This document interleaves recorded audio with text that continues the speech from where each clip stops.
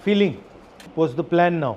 Sir main issue तो अब ये आ रहा है कि एक्चुअली यूनिवर्सिटीज़ के एग्ज़ाम्स चल रहे हैं, बाकी सारी एडमिशन्स ओपन है अभी, बट हमारा अब एग्ज़ाम आगे पोस्टपोन कर दिया गया है, तो we will not able to give university exams and travel cities, Oh, so you'll now miss the whole thing. miss the whole thing. And if we give the exam on 21st of June, then batches of universities will start, colleges will start by then.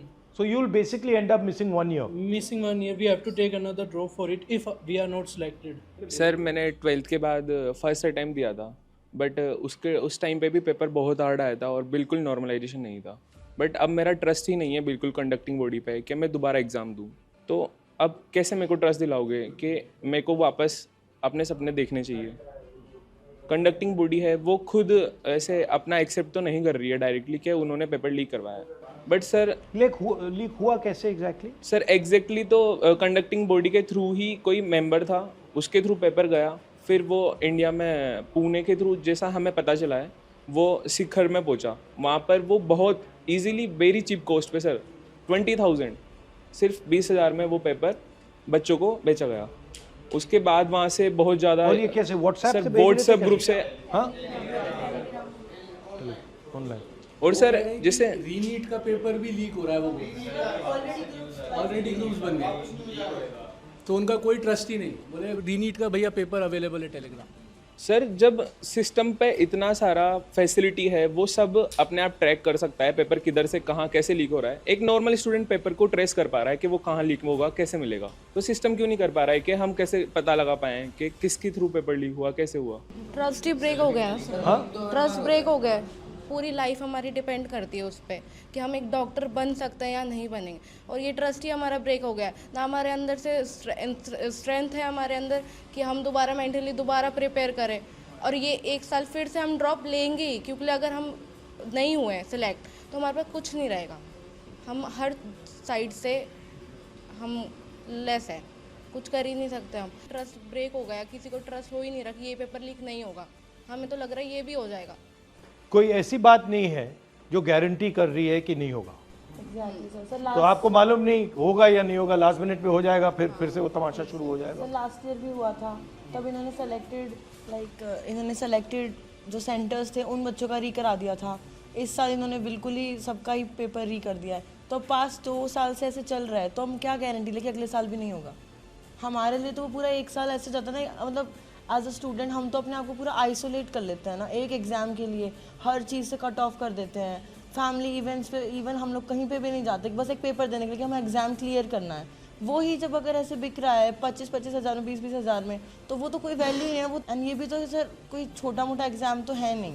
हम doctors बनेंगे, खुद भी सोचो, हम किसी hospital के doctor के जाते हैं, हम क्या सोच के जाएँ कि ये तो पेपर लीक वाला है, कैसे जाएंगे. अभी जयपुर ग्रामीण में एक फैमिली पकड़ी गई जिसमें पीछे 3 सिलेक्शन थे, पर इस बार वो पकड़े गए. उसके पिताजी ने पेपर खरीदा, उससे पहले 3 बच्चों का वो सिलेक्शन हो चुका था. अगर इस बार पेपर कंडक्ट सही से हो जाता या पेपर लीक नहीं होता तो वो तो डॉक्टर बन के घूम रहे होते. तो ये बड़ा इनका ये है.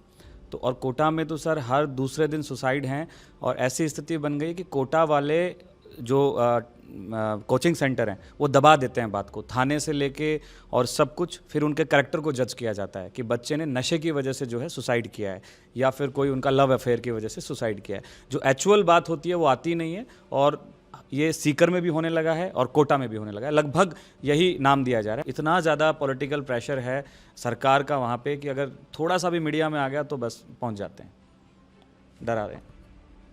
हाँ, बट दबाने से रिजॉल्व नहीं होगा ना. आप दबाते जाओ, रिजॉल्व नहीं होगा, आपको रिजॉल्व करना है. सर जैसे टोटल मार्क्स 720 होते हैं, बट ये सारे एस्पिरेंट बैठे हैं, इनको पूछो कि अगर किसी की मैक्सिमम सारा सिलेबस आता है ना तो 500 प्लस वो चला जाता है.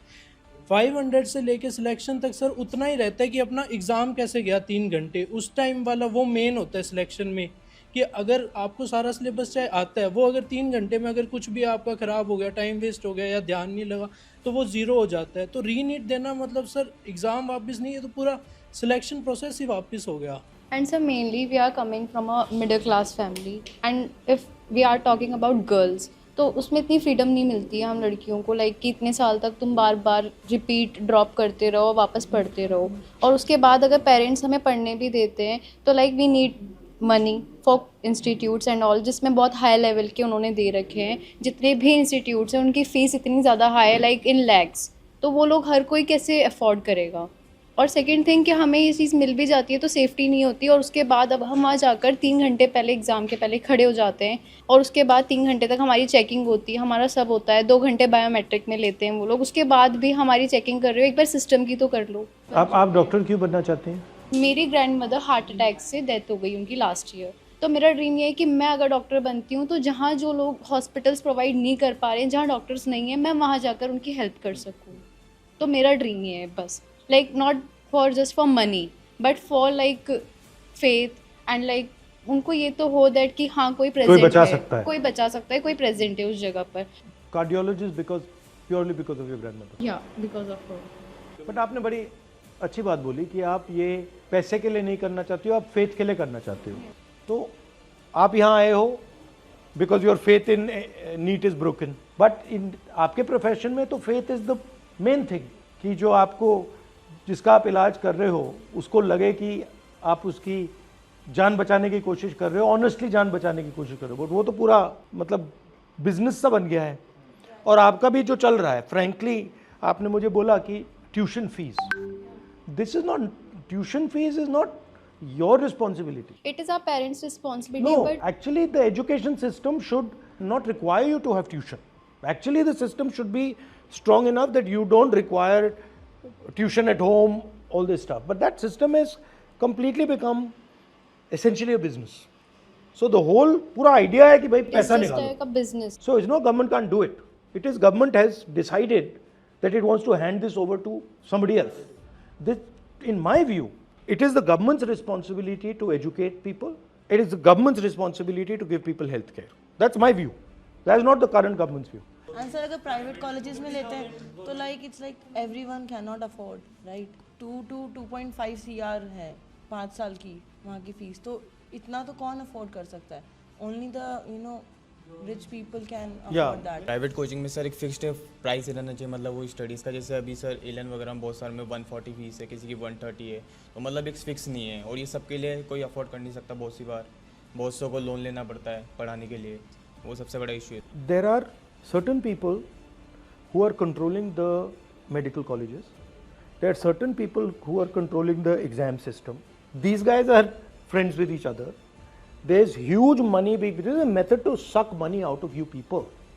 This is not a system to educate you about medicine. This is a system to suck money out of you people. Your parents are in the middle class. It is the way to take their money away from them and give you a dream that yes, you will become a doctor. That's the system. The problem is with the system. And the reason is because of what you're saying, that it has become only about money. It is not about caring for people. It is not about compassion. It is not for treating people. Like for example, she's got a very beautiful sentiment. She's saying, and many of you are feeling this, that I don't want to do this just for money. I want to do it because my grandmother died. I don't want other people to suffer. But this sentiment is completely being crushed. There's a fundamental problem with our medical system. There's a fundamental problem with our medical exam system. And it's not going to be fixed by small maneuvers. It's going to be fixed. It's got to be fixed once and for all properly.